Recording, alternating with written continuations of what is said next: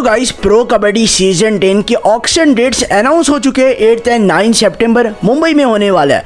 अब यहाँ पे मैक्सिमम डाउट्स यही होगा क्या रिटेंशन प्रोसेस होने वाला है, किस तरीके से यहाँ पे फ्रेंचाइज प्लेयर्स को रिटेन कर सकते हैं, किस कैटेगरी से कितने प्लेयर रिटेन हो सकते हैं, एफबीएम कार्ड का क्या यूज है, सब कुछ आपको इस वीडियो में जानने को मिलेगा। एक डिटेल वीडियो मैंने बनाने का पहले सोच लिया था, मैंने अपने प्रीवियस वीडियोज़ में भी कहा था रिटेंशन प्रोसेस पे एक डिटेल वीडियो आएगा और डेफिनेटली आज हम पूरा रिटेंशन प्रोसेस को कवर करने वाले, एनवाईपी, एग्जिस्टिंग यंग प्लेयर, सब कुछ के बारे में डिटेल बात करेंगे। तो सबसे पहले मैं आपको बता दूं, ये जो वीडियो है इसमें हम एक एग्जांपल के इसके थ्रू मैं आपको एक्सप्लेन करूंगा चीज़ें, ताकि चीज़ें बहुत आसानी से क्लियर हो जाए, वरना आपको थोड़ा दिक्कत हो सकता है समझने में। तो हम एक प्लेयर का एग्जाम्पल के साथ समझेंगे ताकि चीज़ें समझना और ज़्यादा आसान हो जाए। तो रिटेंशन में किस तरीके से होता है, सबसे पहले तो मैं आपको बता दूं रिटेंशन के 3 कैटेगरीज होते हैं। 3 कैटेगरीज में प्लेयर्स को रिटेन कराया जाता है। 3 कैटेगरीज में फ्रेंचाइज के पास ऑप्शन होता है प्लेयर्स को रिटेन करने का। सबसे पहला आप देख सकते हो इलाइट रिटेन प्लेयर्स का कैटेगरी होता है, दूसरा होता है न्यू यंग प्लेयर्स का और तीसरा होता है रिटेन्ड यंग प्लेयर्स का। अब मैं आपको एकदम अच्छे से समझाऊंगा किस तरीके से ये काम करता है।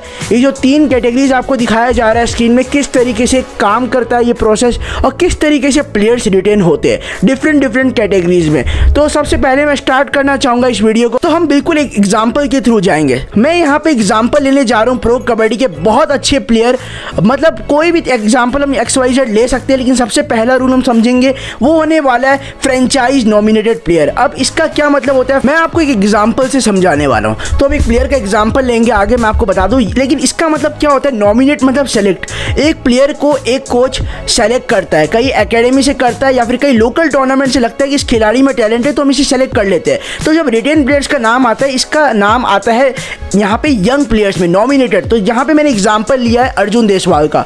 तो यहाँ पे एग्जांपल लेते हैं, अर्जुन देसवाल को सीजन 6 में जयपुर पिंक पैंथर्स ने नॉमिनेट किया है। एग्जांपल मुंबई में थे मुझे याद है, लेकिन नॉमिनेट किया है उनको एनवाईपी में, ठीक है। तो एनवाईपी में जैसे नॉमिनेट कर देते, मतलब ये खिलाड़ी आपके स्क्वाड में पहले से आ गया है, कोच ने इसको तलाश किया है, इसको लगता है कि ये अच्छा कर सकता है तो इसको सेलेक्ट पहले से कर लिया है। उसके बाद इनका एक ट्रांजिशन होता है। तो अगले साल अगर आपको इनको रिटेन करना है तो आप इनको एक अच्छा एनवाईपी कैटेगरी में रिटेन कर सकते हो। तो सीजन 7 के लिए अर्जुन देसवाल आपके लिए रिटेन हो गए हैं जयपुर पिंक पैंथर्स में एज ए एनवाईपी। तो यहाँ पे ये जो बात है ये चलता रहता है सीजन 7। तो जब यहाँ पे लगातार 2 साल कोई खिलाड़ी एनवाईपी में रिटेन हो जाता है, उसके बाद एक और यहाँ पे आता है रिटेन्ड यंग प्लेयर। तो अब 2 साल से सीजन 6, 7 ये जयपुर के लिए खेल लिए। अब ये जब सीजन 8 में आएंगे तब इनको अगर लगता है वापस रिटेन करना है, तब यहाँ पे जो एनवाईपी का टैग हट के रिटेन्ड यंग प्लेयर आएगा। मैंने न्यू गलती से लिखा है। उसके बाद ये जयपुर में आ गए।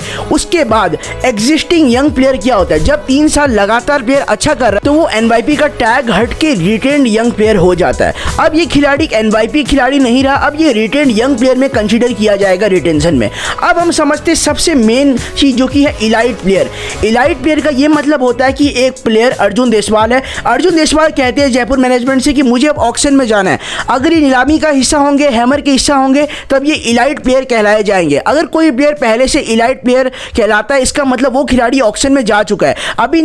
अभी यहाँ पे अर्जुन एक एनवाईपी खिलाड़ी थे, एनवाईपी खिलाड़ी से यंग प्लेयर बने, अब ये इलाइट प्लेयर बन चुके कि ये ऑक्शन में जा चुके हैं। तो सीजन 9 में ये ऑक्शन में चले गए।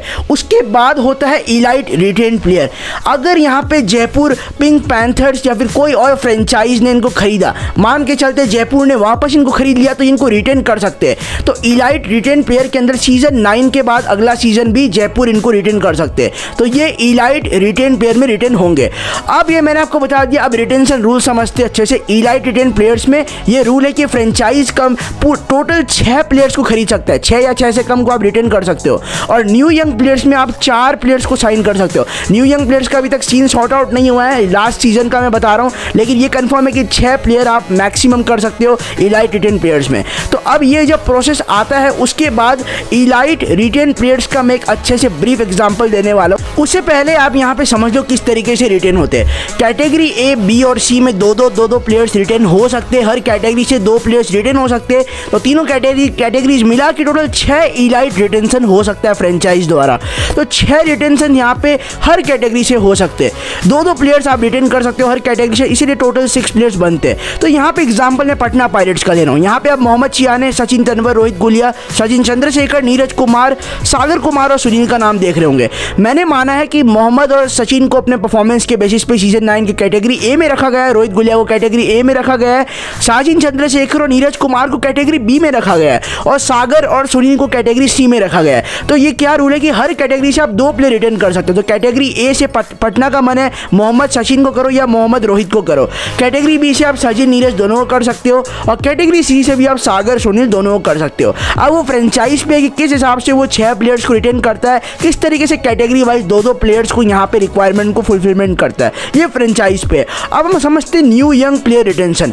अब न्यू यंग प्लेयर रिटेंशन को अगर समझना है तो हमें एक और तरीके से देखना पड़ेगा। तो कंसीडर करता हूँ मैं एक टीम दबंग दिल्ली केसी को। अब दबंग दिल्ली केसी को मैं कंसीडर करने वाला हूँ कि दबंग दिल्ली केसी किस तरीके से अपना एनवाईपी रिटर्न कर सकता है। एग्जांपल दे रहा हूँ मैं, तो आप स्क्रीन पर देख सकते हो, अभी मैं दिखा देता हूँ कि जैसे आशु मलिक, दीपक नरवाल, मंजीत, वीरेंद्र नरवाल, कृष्ण धूल, टोटल 5 एनवाईपी दबंग दिल्ली के सीजन है, 5 एनवाईपी है। और अगर प्रो कबड्डी इस बार भी ये रूल आता है कि आप 4 एनवाईपी को कर सकते हो, तो दिल्ली का मन है वो आशु, दीपक, मंजीत या कृष्ण को करे या नरवाल, मंजीत, दीपक या आशु को करे। उनका बस काम है कि 4 एनवाईपी को सेलेक्ट करो, 5 में से उनको रिटर्न करो और जो बाकी 1 एनवाईपी है वो ऑक्शन में भेजो। बचे हुए जितने प्लेयर्स हैं उसको आप ऑक्शन के प्रोसेस में भेज दो। ऑक्शन में वो फ्रेंचाइज पे है कि आपको खरीदना है या नहीं, या फिर दूसरे टीम्स डेफिनेटली उन पे जा सकते हैं या फिर वन शोल्ड हो सकते हैं। अब यहाँ पे हम फाइनल बिड मैच को समझते हैं। FBM कार्ड ये बहुत ही इंपॉर्टेंट चीज़ है प्रो कबड्डी में, किस तरीके से यूज़ होता है मैं वापस बताता हूँ। जैसे एक एग्जाम्पल लूँगा मैं,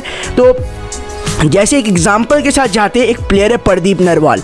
तो प्रदीप नरवाल ऑक्शन में जाते हैं, उनको 1 करोड़ में यहाँ पे यूपी योद्धा, मतलब पहले यूपी में थे, 1 करोड़ में जयपुर पिंक पैंथर्स प्रदीप नरवाल को खरीद लेती है।